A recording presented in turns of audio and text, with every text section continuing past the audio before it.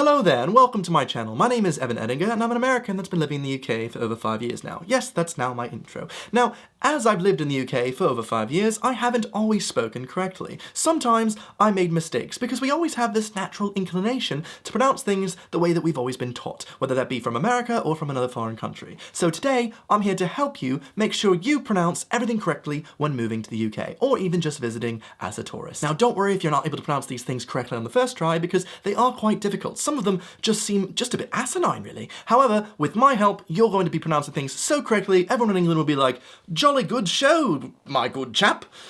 Let's move on. First off, probably the most important thing to pronounce correctly when traveling to the UK are its places. If I had 2p for every time I've heard a tourist mispronounce a tube stop, I'd probably have enough to buy a Tesco meal deal. Now moving on, the first one, right here, should be easy to pronounce just looking at it. Leicester Square. That's right.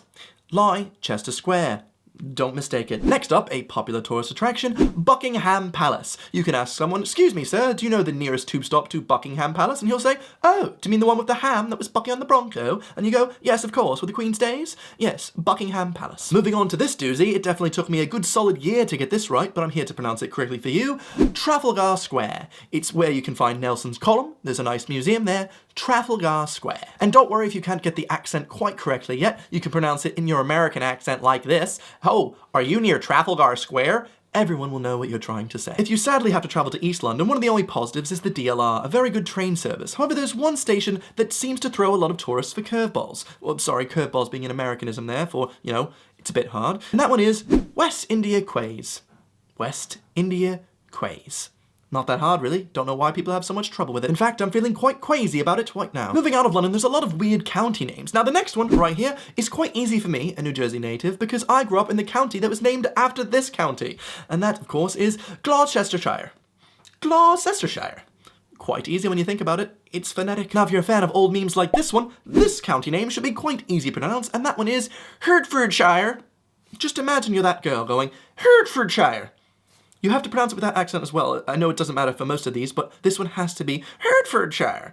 Otherwise, people will laugh at you. Moving on up north, if you get the chance to visit Scotland, please do. It's a beautiful place full of hills. The capital, one of my favourite places in the world, is Edinburgh. Now, I love it because it works as a pun as my name, Evan Edinburgh.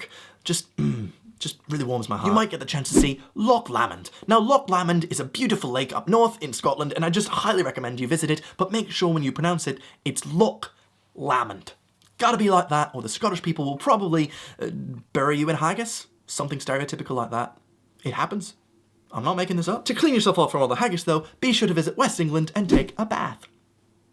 Moving quickly on, because we do have more than just places to talk about today, we have Salisbury, and here's the next one. This one might be difficult for you. You might look at it and go, "Is that Loughborough?" No, silly. It's Luggabarugga. Luggabarugga. Luggabarugga. Now, I'm very proud of you for getting this far. However, besides just places, there are a lot of businesses in the UK that it's just so funny to laugh at tourists when they pronounce them incorrectly. First one, very easy. You might see this and go, is that Primark? No. Primark. Primark is where you go to get very cheap goods that are destroyed by the next day due to just terrible, terrible quality. Primark. Next up, it's like Walmart's little brother, the ASDA. Some people try and pronounce it, but no.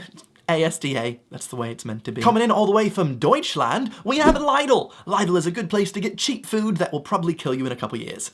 Lidl. Now, a lot of American businesses have relocated into the United Kingdom, and so the way that you pronounce it in America may not fit in the way in the UK. And so, for instance, one of these big ones is Nike in America is pronounced as just Nick.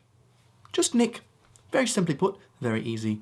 Nick. Another shoe brand pronounced differently in America and the UK is Adidas, pronounced in the US like that. Adidas. In the UK, they just pronounce it Adidas. You have to make sure that there's a bit of a brief space between the scream as well, because that's how much they love their soccer. They're like, Adidas. And finishing off the brands, you're thinking of the car brand Jaguar in the US is actually just Jag, you what, mate? In the UK, just Jag, you what, mate? You know, they go to pronounce it correctly, but then they get a bit upset. Usually they get in a bit of a scuffle and they're like, Jag, you what, mate? Bring it right in there. Jag, you what, mate? The amount of times I pronounce food incorrectly in the UK is astronomical. The next one has a bit of a Harry Potter flair to it. Think Wingardium Leviosa. Instead of pronouncing it oregano, like they do in the US, pronounce it oregano. Oregano. You have to do it with that accent as well, because if you do not, like I said, you'll be laughed at. Some of these are very important. Oregano. Leviosa. Oregano. You just make sure you do it that way, okay? In America, for some reason, we pronounce this Parmesan. Where did the J come from? I've learned, okay, to pronounce this correctly, and it's just Parmesan. Gotta make sure it ends on the zan. Parmesan. Exactly like that. It should sound a bit whiny, as most people pronouncing it that way sound. Parmesan.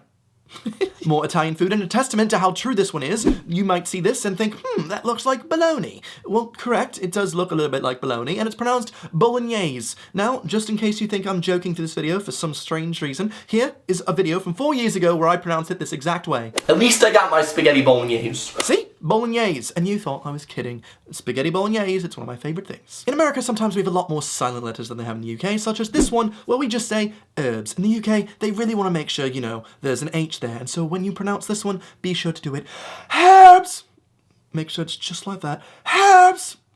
Exactly like that, and you'll be done perfectly. People will respect you, and you could probably be on Hell's Kitchen for all I know. The next one is a beloved herb, and also a beloved TV show character from your childhood. It's basil brush. Basil, one pot, herb, one pot, brush. Basil brush. Now, we all know the British do love a good R. R is their favourite letter in the alphabet. How do I know this? Because they will throw the letter R into every single word imaginable. Ask a British person to pronounce the word spa before the word apple. There's no R in either of those words, but they will end up saying spar apple.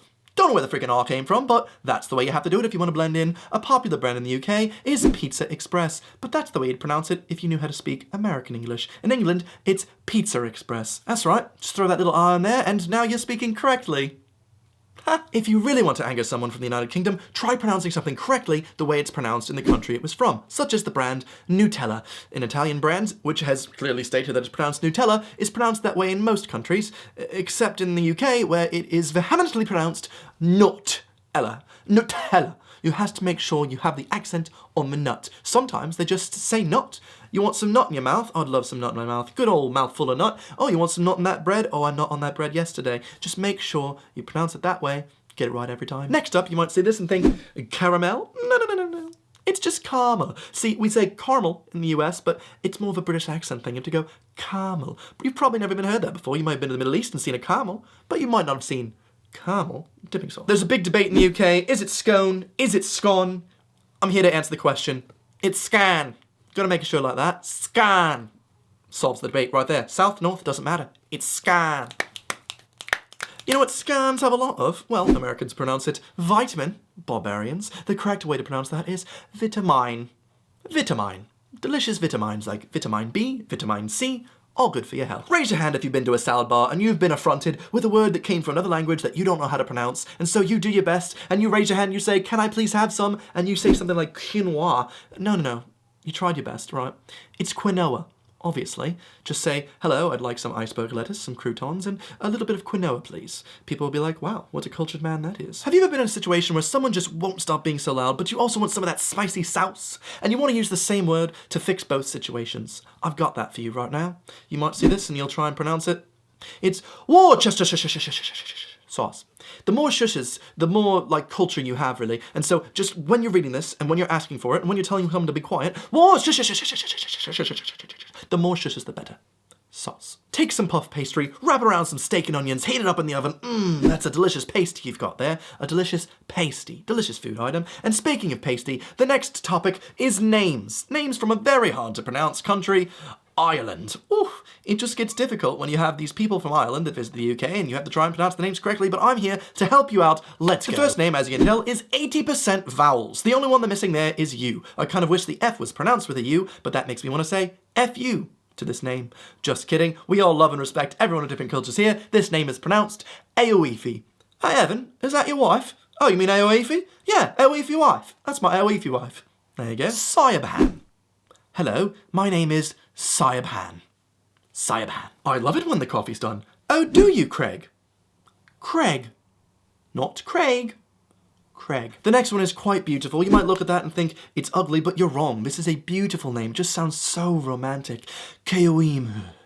Ooh, I just want someone like that to say my name. I wish my name was Keoimu. And that way someone would say, I love you, Keoimu. Oh, just really gets me. The Irish do love a good H, and so they just throw an H on the end of any word to make sure that you're getting the proper amount of oxygen in your lungs, and this one is no different. Niamh. Making sure you're sighing. You're sighing because you live in Ireland and you're very happy with that. Niamh. And finishing it up for the hard to pronounce names comes the dried grape. Roisin. Love a good raisin. Love some raisins with my apples. It's not true, actually. Raisins are my least favourite fruit, but you know what? It's a nice name regardless. Royce. And now, folks, we've entered the lightning round. I'm trying to get through the last bit of miscellaneous words pronounced incorrectly as quickly as I can to hopefully inform you and educate you for your next time in the UK. The first up is what you'd say in America, zebra, but in the UK you'd pronounce zebra. Okay, it comes from a German word, so they try and pronounce it in that accent. Oh yes, die zebra. Also, maybe they're a bit inappropriate. I don't know, talking about zebra. Imagine having a zebra. It's a bit too much of a big cup size, I'd say. This one, it's just a letter. How can you pronounce it incorrectly? Well, you pronounce it without the letter, of course. It's H. Don't forget the, you gotta breathe on that. H, it's not H. H, there you go. It's really helping you out here. But next to, a bit cliche, to be honest. You say tomato, I say tomato. Easy enough. The next one as well, aluminum. Of course they're not going to pronounce it the same way in the UK. They've added an extra I in there. Instead of aluminum, it now spells alum yum yum. Okay? Alum yum yum. Make sure you pronounce that. Hello, do you have any wrapping paper? No, but I have some alum yum yum. Everyone will love you. Hey Evan, what days do you work this week? Oh, you mean my schedule? Silly American. You don't pronounce it with the C. Why would the C be there in the first place? You pronounce it like they do in Deutschland. Schedule. Just schedule. Easy enough, right? What type of videos would you guys say I make? What would you say my niche is? What is my niche? I don't know.